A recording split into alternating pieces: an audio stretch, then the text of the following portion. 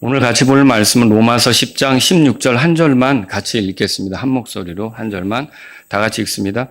그러나 그들이 모두 복음에 순종한 것은 아니니라. 이는 이사야가 이르기를 주여 우리가 전한 것을 누가 믿었나이까 하기 때문이라. 아멘.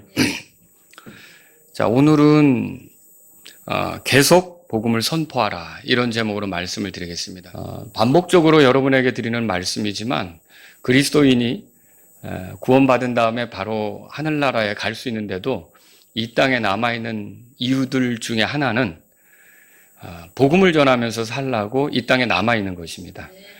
우리만 하늘나라에 들어가는 것이 아니라 이제 누군가에게 복음을 전해서 그 사람도 같이 우리가 예수님 만난 게 우리에게 기쁘잖아요.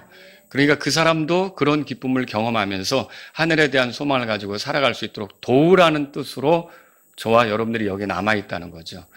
여러분이 그 마라나타라는 이름을 우리 교회가 사용하고 있다는 걸 아시는데 주님을 기다리는 가장 좋은 자세는 다른 게 아니라 그냥 하늘만 쳐다보고 있는 게 아니라 실제로 그랬어요. 예수님이 하늘로 올라가실 때 제자들이 어떻게 했죠? 쳐다보고 있었죠. 근데 이제 천사가 뭐라 그랬어요? 뭐 거기만 쳐다보고 있느냐. 오실 텐데. 그러면서 결국은 가서 할 일을 하라고 그렇게 하는 거지 계속 하늘만 쳐다보고 있으라고 한 게 아니라는 거죠. 그럼 할 일이 뭐죠?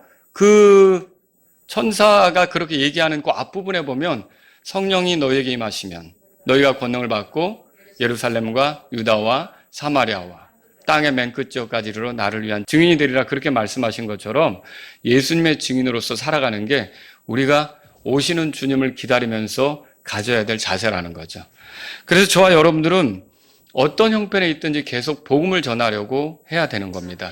특히 설교자들, 목사나 선교사나 아니면 교회 안에서 설교를 맡은 형제들도 복음을 전하는데 힘을 써야 되지만 그렇지 않은 우리 모든 그리스도인들도 다 같이 복음을 전하는데, 복음을 선포하는데 힘써야 한다는 것이죠.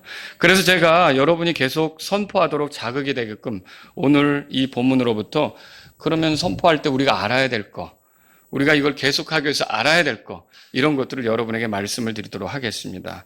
자, 그러면 첫 번째로 한 세 가지로 정리해서 말씀드릴 텐데 첫 번째로는 뭐냐면 우리가 복음을 전할 때, 복음을 선포할 때 모두가 다 그 복음에 순종하지 않는다는 거, 이게 당연하다는 거죠. 자, 여기 보세요. 16절에 그러나 그들이 모두 복음에 순종한 것은 아니니라 그렇게 써 있죠. 여러분 구원받으려면 복음을 믿어야 합니다. 로마서 1장 16절에 이렇게 써 있죠. 이는 내가 그리스도의 복음을 부끄러워하지 아니하기 때문이라. 이는 그 복음이 믿는 모든 자를 구원에 이르게 하시는 하나님의 권능이기 때문이니 먼저는 유대인에게요 또한 그리스인에게로다. 자, 하나님께서 죄인들에게 선포자를 보내시는 이유가 뭡니까? 그 선포자가 가서 복음을 전하게 하는 거죠.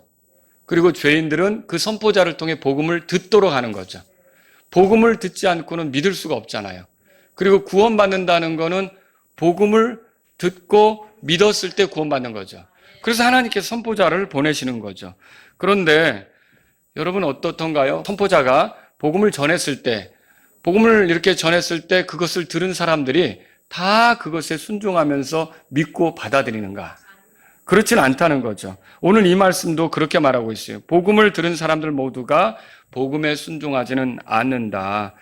복음을 들어도 순종하지 않는 사람이 있고 믿지 않는 사람이 있다라는 거죠. 그럼 왜 이게 여기서 이렇게 이제 중요한 문제가 됩니까?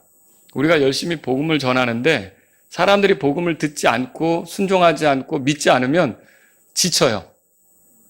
전하려고 하는 게 망설여지기도 해요. 그리고 위축이 되기도 하고요. 이거 내가 전해야 되는가? 이런 생각이 들기도 하고요. 그런데 우리가 복음을 전했을 때 사람들이 그 복음에 순종하지 않는 모습을 보이는 것은 너무도 당연하다는 걸 알 필요가 있다는 거죠. 여러분 베드로가 복음을 전했을 때 그의 설교를 듣고 3,000명이 회심한 사건이 있었어요. 믿고 침례를 받은 일이 있었죠.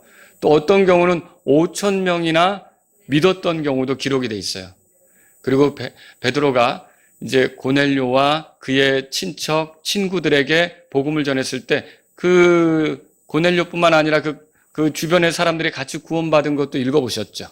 자, 이렇게 베드로가 복음을 전하면서 여러 사람들이 구원받았는데, 그런데 대답해 보세요. 베드로가 복음을 전할 때마다 매번 모든 사람이 구원받았다. 맞습니까? 그건 아니었던 거죠. 우리가 저번에 사도행전 4장에서 살펴봤지만 베드로가 복음 전하는 걸 못마땅하게 여기는 종교 지도자들과 치리자들이 있단 말이에요. 그래서 함부로 말하지 말라, 더 예수님의 이름으로 말하지 말라, 이렇게 압박을 주고 위협하는 사람도 있었다는 거죠. 여러분, 바울이 루디아에게 복음을 전했을 때 루디아가 구원받게 됐죠. 그와 그의 집이 구원받게 됐어요. 또 빌립보 감옥의 간수에게 복음을 전했을 때도 간수뿐만 아니라 그의 집안 식구들도 구원받고 침례에 순종했던 것을 우리가 읽어본다는 거죠. 그러면 이렇게 바울이 복음을 전해서 많은 사람이 구원받고 교회도 생겨나고 이렇게 했단 말이죠. 고린도 지역에도 교회가 생겨난 게 결국 바울이 복음을 전했기 때문에 그 열매로 교회가 생겨난 거 아닙니까? 그러면 대답해 보세요. 바울이 이렇게 많은 사람들을 주님께로 인도하는데 매번 복음을 전할 때마다 모두가 다 복음에 순종하는 일이 나타난 건가? 그렇진 않다는 거죠. 바울은 특히 회당에 들어가서 복음을 전했는데, 왜냐하면 유대인들에 대한 부담이 있었기 때문이죠. 근데 많은 유대인들이 바울이 전한 복음을 쉽게 받아들이지는 않았어요. 그래서 처음에 회당에 향했던 발길을 나중에는 이방인들에게로 향해서 이방인들에게 복음 전한 일을 했던 걸 보는데, 이렇게 바울이 전했던 그런 그 복음도 많은 사람들이 이렇게 무조건 받아들이거나 무조건 거기에 순종하거나 믿었던 건 아니라는 걸 우리가 알 수 있다는 거죠. 자, 이처럼 복음을 들은 사람들 모두가 항상 매번 복음에 순종합니까? 그렇진 않다는 거죠. 그래서 여러분과 저도 복음을 전할 때 내가 전한 복음으로 누가 예수님을 받아들이는 경우도 있지만 매번 그런 경우는 아니라는 거예요. 심지어 우리가 주는 전도지조차도 거절당할 때가 있는데요. 그러니까 근데 그런 게 자꾸 쌓이면 어떨까요? 우리가 이거 해야 되나? 또 이거 해봤자 거절당할 텐데, 우리가 예수님을 믿으라고 해봤자 받아들여지지 않을 텐데, 그런 마음에 그런 그 압박감이 생기면 복음을 선포하는 것에 있어서 우리가 위축이 되고 시도하려고 하는 마음이 사라질 수가 있다는 거죠. 그래서 바울은 뭐라 그러냐면 이 로마서 10장을 통해서 모두가 다 복음에 순종하는 것은 아니라는 거, 이게 너무도 당연한 거라는 걸 알 필요가 있다라고 말하는 거죠. 여러분, 고린도전서 15장 1절 2절에 가보세요. 고린도전서 15장. 분명히 복음을 듣고 믿어야만 구원받죠. 그렇게 해서 구원받는 거예요. 1절 다 같이 읽습니다. 더욱이 형제들아, 내가 너에게 선포한 복음을 너에게 밝히 알리노니 그 복음을 너희 역시 받아들였고 그 안에 서 있느니라. 고린도 교회 성도들은 어떻게 형성이 됐는가? 고린도 교회는 어떻게 형성이 됐는가? 바울이 전한 복음을 듣고 그 안에 서서 그걸 받아들여서 그들이 믿고 교회를 이루게 된 거죠. 2절 다 같이 읽습니다. 너희가 만일 내가 너에게 선포한 것을 기억하고 헛되이 믿지 아니하였으면 또한 그 복음에 의해 너희가 구원을 받았느니라. 자, 만일 내가 너에게 선포한 것을 기억하고 헛되이 믿지 아니하였으면 뭘 선포했을까요? 복음을 선포했죠.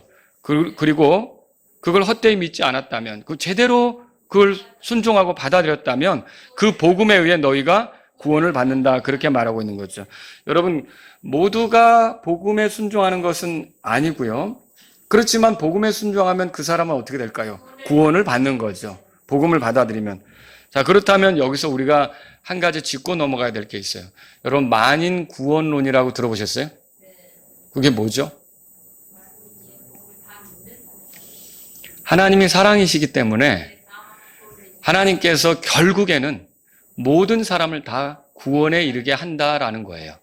하나님이 그 누구도 지옥에 보내시지 않는다는 거죠. 자, 어떤 사람들이 성경을 보면서 그런 얘기를 하는 거예요. 하나님이 사랑이시기 때문에 아무도 멸망하지 않고 모두가 다 구원받는다. 그게 만인 구원론이에요. 여러분, 이게 맞습니까? 이게 잘못됐다는 걸 어떻게 알 수 있죠? 만약에 이게 맞다면 굳이 복음 전도자, 복음 선포자를 왜 보내요? 뭐 때문에 가요? 뭐 때문에 선포하냐고요. 그죠? 그런데 이게 지금 가야 하는 이유는 그들이 구원받으려면 복음을 들어야 하고 또 그걸 믿어야 되기 때문에 이렇게 하나님께서 복음 선포자를 보내는 거 아닙니까? 그렇기 때문에 여러분, 그리고 또 그렇게 해서 복음 선포자가 갔다고 해도 순종하지 않으면, 복음을 받아들이지 않으면 구원받아요? 구원받지 못해요? 구원받지 못하죠. 그러니까 만인 구원론이라고 하는 것은 어떤 사람들이 만들어내기는 했어도 성경과 일치하는 겁니까? 그렇지 않다는 거죠. 여러분과 저는 그래서 이게 모두가 다 저절로 다 구원받을 거라면 무엇 때문에 선포를 하냐고요. 근데 우리가 계속 선포해야 되는 이유, 지치지 말고 선포해야 되는 이유는요, 이 복음의 선포를 통해 그걸 듣고 믿은 사람만 구원받기 때문에 우리는 계속 이 일을 해야 된다는 거죠. 그걸 알 필요가 있는 거예요. 자, 그들 모두 복음에 순종한 것은 아니다라고 이렇게 본문에 말씀했는데, 이 말은 모두가 구원받지 못한다, 그걸 보여주고 있죠. 또 모두가 복음을 듣고 믿지 않는다, 들었어도 거부하는 사람이 있다, 이걸 보여주는 거죠. 또 그런 일들 때문에 복음을 선포하는 사람들이 낙담하고 위축될 수 있기에 아예 그렇게 듣지 말도록, 자, 복음을 선포해도 모두가 다 믿는 것은 아니다, 그게 당연하게 받아들여라, 그걸 당연시 생각해라, 너희가 전하면 전하는 대로 다 받아들일 것처럼 생각하는 거는 옳지 않다, 안 받아들이는 사람도 있다, 그리고 안타깝지만 구원받지 못하는 사람도 있다, 그러니까 거기에 실망하거나 낙담하거나 그럴 필요가 없다는 것을 바울이 이것을 통해 우리에게 알려주는 거죠. 그 여러분과 제가 복음을 전할 때 전도주 외면하고 예수님에 대해서 말하면 듣기 싫어하고 이렇다고 해서 복음을 선포하는 일을 중단하면 됩니까? 안 된다는 거죠. 계속해서 우리가 선포할 필요가 있다라고 하는 거죠. 자, 두 번째로 우리가 생각해 볼 게 있어요. 모두가 복음에 순종하지 않으니까 그 복음에 순종하게 만들려고 타협하는 거, 이거 옳습니까? 이렇게 하는 거 주님이 기뻐할까요? 타협할 필요가 없다는 걸 알아야 되는 거예요. 사람들을 믿게 하겠다고 선포자가 타협하는 것은 주께서 기뻐하시지 않습니다. 여러분, 우리 마라나타 침례교는 근본주의라고 해요. 근본주의 독립침례교회죠. 근데 이제 복음주의라고 들어보셨죠? 우리는 복음주의인가? 아니요. 복음주의는 듣기에는 참 좋아요. 근데 복음주의라는 말은 원래 어디서 온 거냐면 신복음주의에서 온 거예요. 거기서 신을 뺀 거죠. 그러면 이게 뭘 얘기하는 거냐면요, 복음을 전할 목적이라면 적절하게 양보할 수 있다, 중간에 서서 중도에 타협할 수 있다, 이런 게 사실은 복음주의예요. 그러면 이거를 어떻게 할 수 있어요? 로마서 10장에 가보면 사람이 마음으로 믿어 의에 이르고 입으로 시인하여 구원에 이른다고 돼 있죠? 자, 마음으로 믿는 것을 입으로도 시인하는 거. 자, 그게 마음과 삶을 일치시켜 가는 거. 이게 이제 어떻게 보면 근본주의죠. 자기가 믿는 대로 사는 거. 그런데 내가 믿지만 때에 따라서 누군가를 주님께로 인도하기 위해서 양보할 수 있다, 타협할 수 있다. 그래서 지켜야 되는 것들을 내려놓는 거 있죠? 이런 것들이 이제 복음주의가 돼버린다는 것이죠. 자, 이게 예수님의 가르침하고 일치됩니까? 그렇진 않죠. 한 예를 들어볼게요. 어느 날 한 부자 청년이 예수님에게 다가왔죠. 그러면서 물었어요. 선한 선생님이요, 내가 영원한 생명을 상속받기 위해 무엇을 하여야 하나이까? 마가복음 10장 17절에 써 있어요. 자, 그때 예수님이 대답을 하셨어요. 내가 명령들을 안 하니 간음하지 말라, 살인하지 말라, 도둑질하지 말라, 거짓 증언하지 말라, 속여 빼앗지 말라, 내 아버지 어머니를 공경하라 하였느니라. 그러니까 이 사람이 이렇게 대답하죠. 선생님이여, 이 모든 것은 내가 어려서부터 지켜왔나이다. 정말 대단한 청년이에요. 자, 이 말을 보면 뭘 알 수 있어요? 내가 율법을 잘 지켜왔기 때문에 나는 영원한 생명에 가깝다, 영원한 생명을 얻을 만하다, 그런 자부심, 그런 생각, 이런 것들이 비춰지는 거죠. 근데 이 사람에게 예수님께서 한마디 하십니다. 뭐라고 말씀하시냐? 그것도 사랑하셔서 그 말씀을 하시는데 뭐라고 하시느냐? 내게 한 가지가 부족하니 내 길로 가서 내게 있는 것은 무엇이든지 팔아 가난한 자들에게 주라. 십자가를 지고 나를 따르라. 이렇게 말했어요. 자, 근데 이 부자 청년이 그 말을 듣고 예수님을 따랐는가? 그렇진 않았어요. 근심하면서 슬퍼하면서 그냥 왔던 길로 도로 갔다고 써 있어요. 그리고 주님을 따르지 않은 거죠. 그럼 왜 주님을 따르지 않았는가? 성경에 이렇게 써 있죠. 그가 큰 재산을 가졌기 때문이라고 이렇게 표현하고 있단 말이죠. 자, 그러면 주님은 그 부자 청년하고 상대하면서 그 부자 청년을 얻을 수 있는 기회였는데 어떻게 보면 놓친 거예요. 떠나가는데 붙잡지도 않으셨어요. 자, 예수님이 그 부자 청년을 이끌어주는 데 있어서 실패하신 겁니까? 놓쳤는데 끌어당길 수 있었잖아요. 놓쳤는데 실패한 거냐는 거죠. 여러분, 주님은 누구를 이끄실 권능이 있으셔도 억지로 모든 게 되도록 하지 않습니다. 사람이 구원받을 때 어떻게 구원받습니까? 마음속으로 믿으면 내가 구원을 받으리라. 오늘 성경에도 써 있죠? 로마서 10장 9절에도 그렇게 써 있어요. 이 말씀대로 마음으로부터 믿는 자를 건지시고 이끄시는 거예요. 이 부자 청년은 어떤 거예요? 재물의 마음이 있죠? 예수님께 마음이 있는 겁니까? 아니죠. 그러니까 그 부자 청년을 억지로 이렇게 이끌어 주려고 하지는 않으셨던 거죠. 여러분, 그 부자 청년이 갈 때 예수님이 그를 놓치기 싫어서 그래도 내 무리에 저가 따라다니면 물질적으로 도움은 될 것 같은데 놓치기 싫어가지고 말이죠. 예수님이 이런 식으로 말합니까? 야, 잠깐만. 내가 가진 소유를 팔아서 가난한 자들에게 주든지 주지 않든지 그건 네가 알아서 해. 다만 나를 따라. 이렇게 말했습니까? 그거 아니었어요. 또 뭐 이런 식으로 야, 잠깐만. 너 십자가를 지는 거 부담스럽지? 십자가를 지는 건 내가 요구하지 않을게. 그냥 나만 따라. 이렇게 얘기했습니까? 그것도 아니라는 거죠. 여러분, 여기서 우리가 뭘 발견할 수 있습니까? 예수님은 이 부자 청년을 얻겠다고 타협하셨어요? 타협하지 않으셨어요. 그 설정된 그 기준, 이런 것들을 내려놓지 않으셨던 거예요. 그러니까 어때요? 그런 그 기준에 맞추지 못하고 따라오지 못하면 이거 복음을 선포한 하나님 말씀을 준 사람이 실패한 겁니까? 그건 아니라는 거죠. 그 사람이 그걸 받을 준비가 안 돼 있으니까 그렇게 된 거지.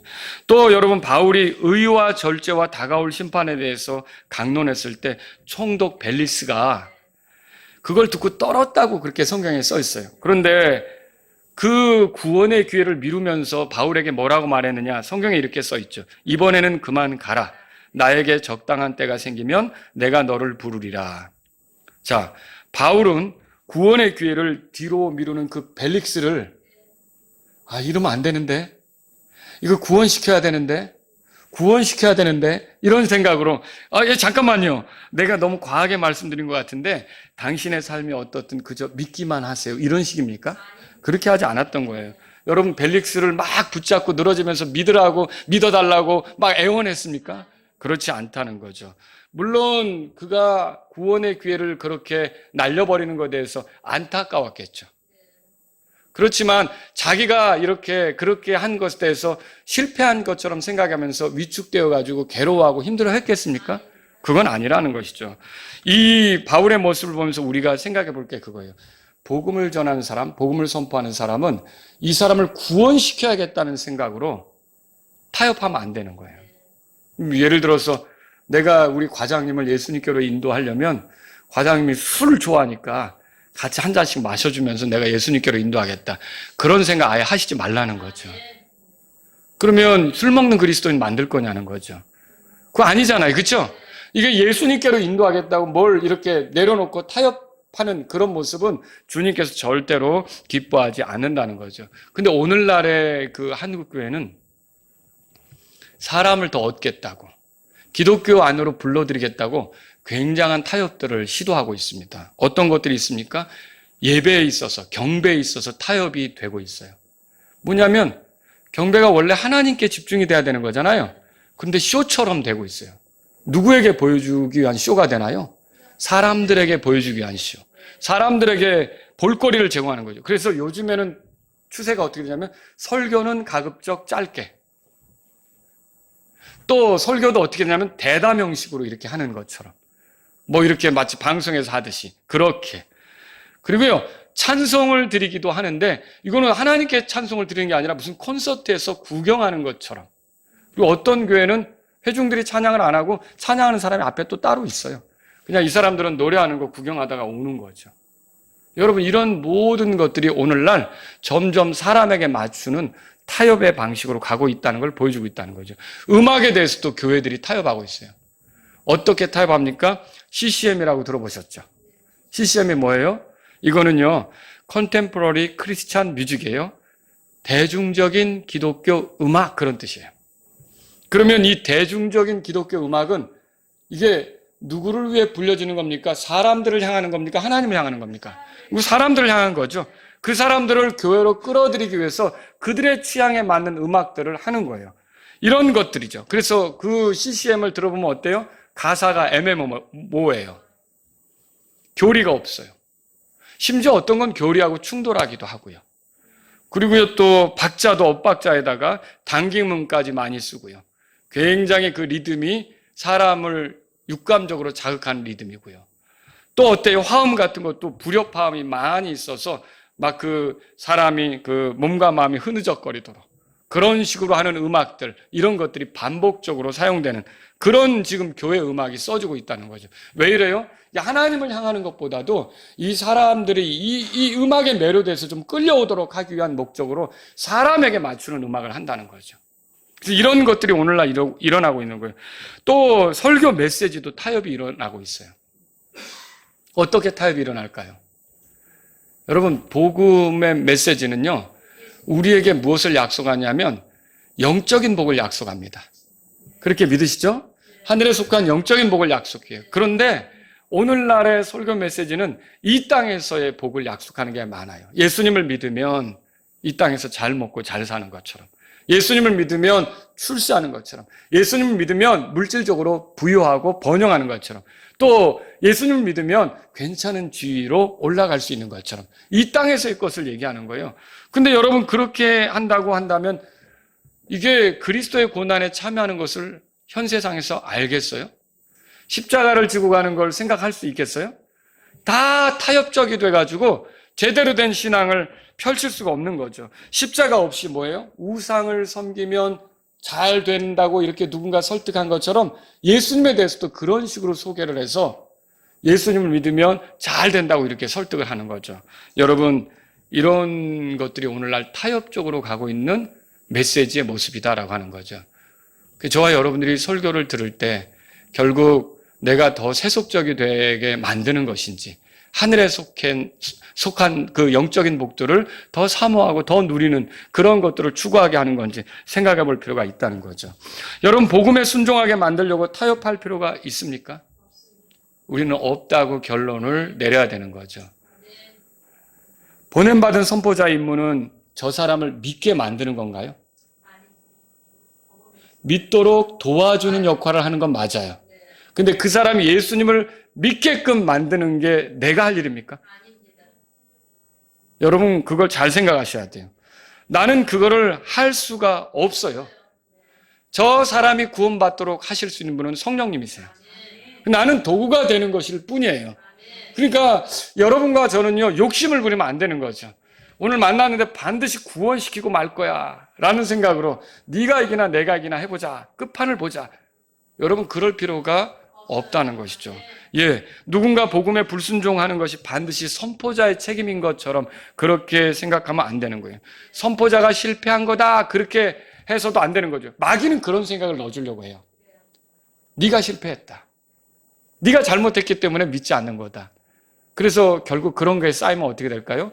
복음 선포를 계속하기가 어려워져요. 번번이 안 되니까. 그러면 어때요? 위축된 마음에 복음 선포를 이렇게 중단하게 되는 일이 생기는 거죠. 주님은 우리가 그렇게 되지 않기를 원하는 거예요. 우리의 임무는 뭐예요? 그 사람을 믿게 만드는 게 아니라 선포하는 거다. 복음을 진술하는 거다. 전해주는 거다. 이해할 수 있도록 도와주는 거다. 거기까지죠. 그러니까 여러분과 저는요, 복음을 전하겠다고 타협할 필요가 있어요, 없어요? 절대 타협할 필요가 없다는 걸 알아야 되는 거죠. 자, 세 번째로 보죠. 모두가 복음에 순종하지 않아도 순종할 사람이 있을까요, 없을까요? 있죠. 그 증거가 뭐예요? 여기 앉아 계시네요. 여러분들이 그 증거죠. 여러분들 복음을 받아들였어요? 복음에 순종하는 사람으로 지금 살고 있습니까? 예, 그렇죠. 물론 처음에는 아니었을 수도 있어요. 근데 어느 날 깨졌죠? 어느 날 부서졌죠? 어느 날 항복했죠? 아, 하나님 나를 기다려주시다니 너무 감사합니다. 하나님, 제가 잘못 살았습니다. 더는 이렇게 살고 싶지 않습니다. 이런 나를 사랑하셔서 하나님의 아들을 희생시키셔가지고 십자가의 피로 내 모든 죄에서 나를 깨끗하게 하시다니, 이런 볼품없는 나를 받아주시겠다고 이렇게 예수님을 통해서 기다리고 계시다니, 하나님, 예수님은 나의 구주이십니다. 나의 주님이십니다. 여러분, 그렇게 받아들인 날 있죠? 예, 우리가 이렇게 된 것은요, 결국은 뭘 보여주고 있냐면, 다 불순종하는 것 같아도 어딘가에는 순종하는 사람이 있다는 걸 보여주는 거죠. 바울은 서아시아 지역을 다니면서, 유럽을 다니면서 복음을 전할 때 제일 먼저 회당을 찾았어요.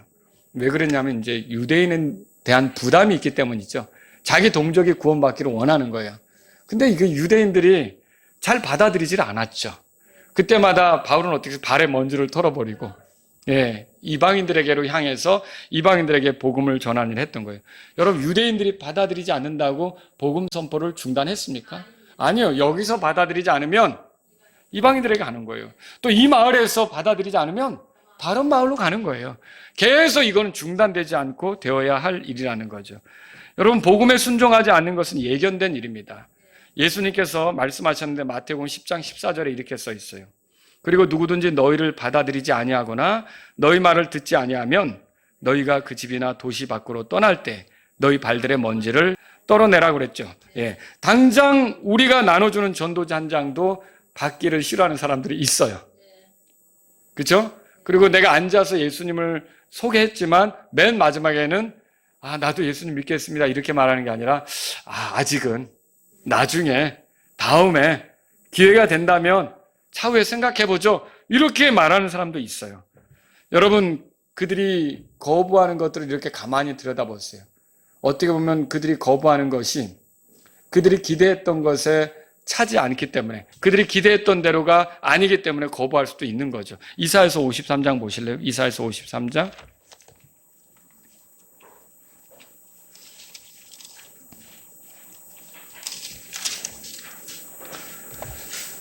이사야서 53장 아시죠? 이것 때문에 유대인들이 많이 구원받습니다. 자, 이게 무슨 내용이 들어있어요? 메시아가 오시면 우리의 불법을 담당하고 고난당할 거 말하고 있잖아요. 여기 털 깎는 자 앞에 잠잠한 어린 양, 그 말씀 나오는 거고요. 그죠? 이게 죽임당할 하나님의 어린 양에 대해서 소개하는 게 이사야서 53장이에요. 근데 1절에 이걸 말하면서도 1절 다 같이 읽습니다. 우리가 전한 것을 누가 믿었느냐? 주의 팔이 누구에게 나타났느냐? 여기 우리가 전한 것을 누가 믿었느냐 이 말 있죠? 이게 로마서 10장에 지금 오늘 본 말씀에 우리가 전한 것을 누가 믿었나이까? 요거랑 같은 거예요.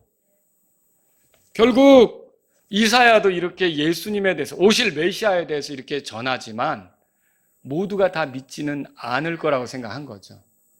자, 그러면 유대인들은 메시아를 전하는데, 이사야가 메시아를 전하는데 왜 믿지 않는 걸까요? 유대인들의 문제는 뭘까요? 불법을 담당하는 어린 양? 이 사람들은요, 스스로 의로워요. 자기들에게는 성전 제사가 있어요. 희생물을 드리는 것이 있다고요. 그리고 이방인하고는 다르다고 생각해요. 나름 의롭다고 생각하는데 뭔 불법을 짊어지고 뭔 불법을 해결하는 어린 양이 필요한가? 이런 생각에 사로잡힌 사람은 이 메시아를, 그런 메시아를 받아들이겠어요? 받아들이지 않는다는 거죠. 그런데 죄인이라고 심각하게 느끼면서 자기가 희생물을 드리더라도 이 희생물이 내 죄를 자꾸 떠올리게만 할 뿐이지 이거 언제쯤 해결될까? 언제쯤 이게 완전히 내게서 사라질까? 이런 것들을 생각하는 사람은 이사야의 말에 귀를 기울이겠죠. 그러나 그렇지 않은 대개 사람들은 어때요? 받아들이지 않는 거예요. 받아들이지 않죠. 그리고 또 이 유대인들은 이렇게 죽임당하는 어린 양보다 슈퍼맨 같은 메시아를 기다리는 거예요. 그들이 처한 상황에서 그들을 건져서 독자적인 왕국을 세워줄 수 있는 그런 메시아를 기다리는 거죠. 그러니까 메시아에 대해서 믿겠어요? 이사야가 전한 것을 받아들이겠냐고요. 받아들이지 않는 그런 모습이 나오는 거죠. 여러분, 그러면 이것은 오늘날 이런 일이 나타나지 않을까요? 예수님에 대해서 전하면 사람들이 자기 죄 문제를 심각하게 여겼을 때 그 죄에서 해결하기 위해서 유일한 대안이 그분이시고, 그분이 우리를 구원하시기 위해서 이 땅에 오셔서 내 죄 때문에 십자가에서 죽고 묻히고 부활하셨다는 것을 귀하게 여기는 사람은 받아들여요. 근데 자기 죄를 가볍게 여기는 사람은 어떨까요? 들어도 시큰둥이죠. 그게 그렇게 필요한가? 그리고 그 문제가 아니라 이 땅에서 잘 먹고 잘 사는 거에 빠져 있고 육신적인 만족에 빠져 있고 그것이 더 잘 되기를 구하는 사람들은 십자가를 지고 나를 따르라. 이게 들어오겠냐고요. 이게 들어오지 않는다는 거죠. 그래서 오늘날도 이런 문제가 생길 수가 있는 거예요. 그렇지만 여러분 보세요. 이렇게 모두가 순종하지 않는 것 같아도 반드시 어딘가에는 순종하는 사람이 있어요. 여러분과 제가 그 증거인 것처럼. 그래서 우리에게 필요한 건 뭐예요? 지치지 말고 계속 복음을 선포하는 거예요. 씨를 뿌리는 거죠. 여러분, 마음이 좋은 땅 같지 않으면, 좋은 땅 있잖아요. 그 뿌려진 씨를 받아서 열매를 낼 수는 없잖아요. 그렇죠? 좋은 땅 같아야 되는 거죠. 아무리 씨를 뿌려도 길가나 또 바위나 가시나무 사이 같은데 그 뿌려진 씨 같으면 열매를 내겠어요? 못 내죠? 못 낸단 말이에요. 그 마음밭이 준비되지 않으면 이게 열매를 내놓지 못한다. 그걸 우리가 생각해 볼 수 있는 거죠. 그런데 예수님은 그 씨 뿌리는 자 비유에서 설명할 때 길가나 또는 바위나 가시나무 사이 요것만 얘기하지 않고요. 좋은 땅도 얘기하셨어요. 그럼 그 좋은 땅 같은 마음도 있다는 겁니까? 있다는 거죠. 여러분과 저는 그래서 계속 지치지 말고 복음을 선포해야 돼요. 씨를 뿌리다 보면 좋은 땅 같은 그런 마음밭을 만나면 그 씨가 헛되지 않고 결실할 수 있어요. 열매를 내놓을 수 있다는 거죠. 그래서 우리는요, 복음을 전할 때, 이 세상에는 복음에 순종하지 않는 사람만 있는 게 아니라 때로는 이런 좋은 땅 같은 마음밭을 가진 사람도 있을 수 있으니까 우리가 지치지 말고 계속 복음을 선포하자. 이렇게 여러분이 정리하셔야 된다는 거죠. 자, 오늘 이 말씀은 계속 복음을 선포하기 위해 우리가 기억해야 할 것을 알려주고 있어요. 첫째, 복음을 들은 사람들 모두가 복음에 순종하지 않으니까 그런 일 만났을 때 위축되거나 낙심하거나 할 필요 없이 그걸 당연시 하라는 거죠. 둘째, 이제 복음에 순종하지 않는 사람들 때문에 그들을 이렇게 이제 좀 설득해서 그들을 내가 반드시 구원에 이르게 하겠다는 욕심으로 타협할 필요는 없다는 것이죠. 하나님은 그런 식으로 사람들이 이렇게 오는 것을 바라지 않으신다는 거예요. 마음으로부터 오는 걸 원하는 거지. 또 세 번째, 복음에 순종하지 않는 사람만 있는 것이 아니라 반드시 어딘가에는 순종할 사람도 있다는 거죠. 여러분, 저도 복음을 전하러 갔을 때 어느 때는 준비된 사람을 만날 때가 있어요. 그것도 아주 좋은 마음밭의 사람이죠. 그런 사람은 정말 어렵지 않게 그 사람이 저와 이야기를 나누고 나중에 너무 고맙다고, 내가 이 힘들어했던 문제를 이렇게 말씀으로 해결해 줘서 고맙다고 이렇게 얘기하는 경우도 들을 때가 있거든요. 그건 어때요? 그 사람은 준비된 마음의 사람이라는 거죠. 자, 오늘 우리는 이 말씀을 통해서 여러 가지를 생각해 볼 필요가 있어요. 첫 번째, 복음 선포할 때 거부하는 사람들로 당황하지 말자는 거죠. 위축될 필요 없습니다. 그런 사람 만나더라도 계속 복음을 선포해야 되는 거예요. 이제껏 살펴본 대로 복음을 전한다 해도 이제 그것을 듣는 사람이 이제 다 믿지는 않는 거잖아요. 그럼 우리가 그걸 각오해야 되죠. 실제로 저 같은 경우도 병석에 있던 노인이었어요. 죽을 날이 얼마 남지 않았어요. 의사도 다 포기했고요. 가족들이 믿는 분들이니까 저를 불렀죠. 제발 복음을 전해달라고. 그래서 그 병실에서 복음을 전하는데 절박하면 죽음의 그 날이 다가오고 있으면 사람이 좀 달라질 것 같은데 고집스럽더라고요. 완고하더라고요. 더 강박하더라고요. 그런 걸 경험한 적이 있어요. 그러면 여러분, 그런 경우를 만날 때 참 그 사람의 이제 죽음 뒤에가 그려지니까 마음엔 안타까움이 있죠. 근데 그게 낙담이 돼서 제가 선포하는 일을 중단해야 될까요? 그렇진 않다는 거죠. 그 사람이 그렇게 됐을지라도 나는 또 계속 복음을 선포해야 되는 일을 해야 된다는 거죠. 그래서 저와 여러분들은 결코 복음을 선포할 때 그 불순종하는 사람들을, 복음을 받아들이지 않는 사람들을 만난다고 해서 낙심할 필요는 없는 거예요. 계속 복음을 선포하시기 바랍니다.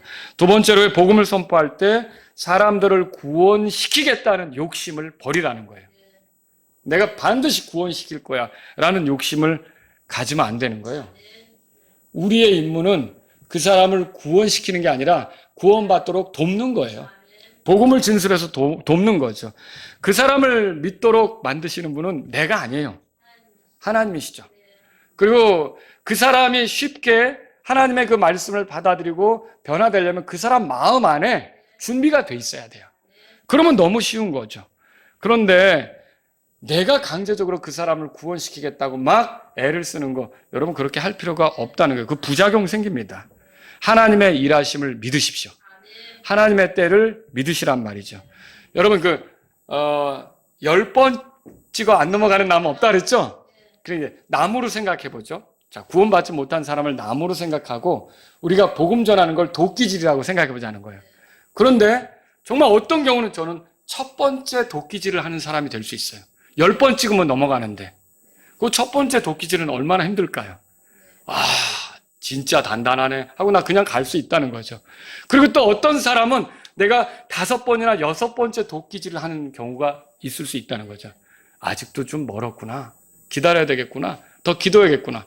근데 또 어떤 때는요, 이제 한 번만 치면 넘어갈 수 있는 그런 사람을 만날 때도 있는 거라고요. 그러면 어때요? 그때는 너무 한 번 휙 휘두르니까 팍 하고 넘어가는 거예요. 그런 경우 있을 수 있잖아요. 그러니까 내가 욕심을 부리고 내가 반드시 꺾어버리겠다가 아니라 내가 첫 번째 도끼질하는 사람이면 거기에 맞게 하면 되는 거고요. 또 5번째, 6번째 도끼질하는 사람이면 거기에 맞게 하면 되는 거고요. 이제 막 10번째 내가 이제 이 한 번만 치면 넘어가겠다. 거기에 위치하게 됐다면 거기에 맞게 하면 되는 거고요. 어쨌든 구원은 내가 시키는 게 아니라 누가 시키는 거예요? 그래서 누군가를 예수님께로 인도했을 때도 우리 자랑을 할 수가 없어요. 나는 다만 도구고 그 사람을 구원으로 인도하는 분은 누굽니까? 하나님이시죠. 하나님이 하셨습니다. 하나님이 하시는 일에 나를 도구로 삼아주셨으니까 정말 감사합니다. 영광을 하나님께 돌리게 되는 거죠. 그래서 저와 여러분들은요, 이렇게 결과를 주께 맡기고 계속 선포하는 것이 필요하다는 걸 기억하십시오. 자, 세 번째로 복음을 전할 때 하나님께서 원하시는 바는 그것을 들은 사람이 마음으로부터 순종하는 거예요. 억지로 믿는 거 있을 수 있을까요? 자, 여기 혹시 손 들어보세요. 나는 지금 그리스도인이 됐는데 억지로 됐어요. 난 강제로 그리스도인이 됐어요. 이런 분 있으세요? 그 사람은 그리스도인이라고 말하지만 가짜예요. 여러분, 진짜 그리스도인들은요, 억지로 그리스도인이 된 사람이 하나도 없어요. 복음을 들었을 때 그 하나님 말씀을 듣는 순간, 아, 하나님 내가 잘못했습니다. 그런 고백이 나오죠. 왜? 하나님을 등지고 살아온 세월이 너무 그건 아니라고 고백을 하게 되는 거죠. 그리고 두 번째로 어떤 고백을 할까요? 하나님 감사합니다. 나를 이렇게 오랫동안 기다려주셔서. 그 진작에 나를 심판했으면 내가 어떻게 구원받을 길을 갔겠어요. 그렇죠? 근데 이렇게 오랫동안 기다려주고 지금까지 나를 이렇게 참아주셔서 감사합니다. 그런 감사가 나오겠죠. 그리고 세 번째로, 그런데 나를 이 자신의 아들을 통해서 받아주시고 품어주신다니 주님의 은혜가 너무 귀합니다. 이렇게 하면서 예수님을 받아들이는데 이게 억지가 될 수 있을까요? 절대로 억지가, 강제가 될 수가 없다는 거죠. 여러분, 그렇다면 어떨까요? 이게 억지로 그리스도인이 되지 않는다면 구원받은 이후의 삶도 억지가 아니에요. 뭐가요? 주님을 위한 삶, 주님의 영광을 위한 삶. 여러분, 주님의 영광을 위한 삶을 내가 억지로 삽니까? 그게 잘 안 돼서 그렇지 사실은 마음에 그 원함이 있는 거 아닙니까? 주님을 기쁘게 하려고 하는 게 그게 잘 안 돼서 그렇지 주님을 기쁘게 하려고 하는 마음은 나 안에 이게 억지가 아니라 자발적으로 있는 거 아닙니까? 그럼 대답해 보세요. 우리가 경배에 참여하는 건 억지입니까? 기도하는 건 억지로 하는 겁니까? 성경 읽는 건 억지로 하는 겁니까? 복음을 전하는 거 억지로 하는 겁니까? 교회 세우는데 헌신하는 거 억지로 하는 겁니까? 이게 억지로 하는 것은 수상한 거예요. 자기가 그리스도인이라고 얘기해도 가짜일 경우가 있다는 거죠. 여러분, 우리는요, 억지로 구원받은 게 아니기 때문에 구원받은 이후의 삶도 억지로 그렇게 막 마지못해서 끌려다니듯이 신앙생활 할 수가 없어요. 경배 드릴 때 즐겁습니까? 하나님을 찬송할 때 기쁨이 있습니까? 기도할 때 정말 이게 얼마나 귀한 시간인가. 주님과 나와 이 단둘이 가는 교제 시간이. 여러분, 그런 게 있습니까?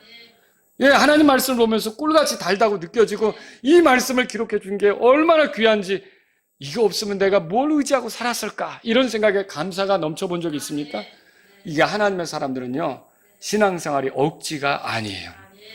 마음으로부터 그렇게 하게 된다는 거죠. 마지막으로 하나 더 여러분 보세요. 복음을 전할 때 반드시 믿는 사람이 있습니다. 그러니까 낙심할 필요가 없어요. 그래서 최선을 다해서 선포하는 것만이 우리에게 할 일이죠. 믿음은 들음에 의해 오며, 그 밑에 나오죠? 들음은 하나님의 말씀에 의해 오느니라. 그 믿음이 생겨나도록 도울 목적으로 우리는 부지런히 하나님 말씀을 선포하는 게 필요하다는 거죠. 그러다 보면 루디아처럼 하나님께서 마음을 준비시키신 사람 만날 수 있는 거죠. 또 고넬료처럼 아예 작정하고 들으려고 하는 사람 있잖아요. 그런 사람을 만나게 하실 수도 있는 거죠. 그러니까 오늘 이 말씀을 들으신 여러분들은 주님이 오시기 전까지 나는 나머지 삶을 예수님을 선포하고 복음을 선포하는 일로 살아야겠다. 그렇게 마음으로 생각하실 수 있기를 바랍니다. 다 같이 일어서시겠습니다. 오늘 이 말씀을 들으신 여러분 가운데 하나님 아버지, 제 나머지 삶은요, 복음을 선포하는 삶이 되기를 원합니다. 지치지 않고 낙담하지 않고 계속 이 일을 하기를 원합니다. 이런 분이 있다면 이 시간 주님 앞에 나아가십시오. 주님께서 나를 구원하신 걸 보면, 내가 주님을 알게 된 걸 보면 어딘가에 이 복음을 기쁘게 받을 사람들이 숨어 있다는 것을 압니다. 그들을 찾아가겠습니다.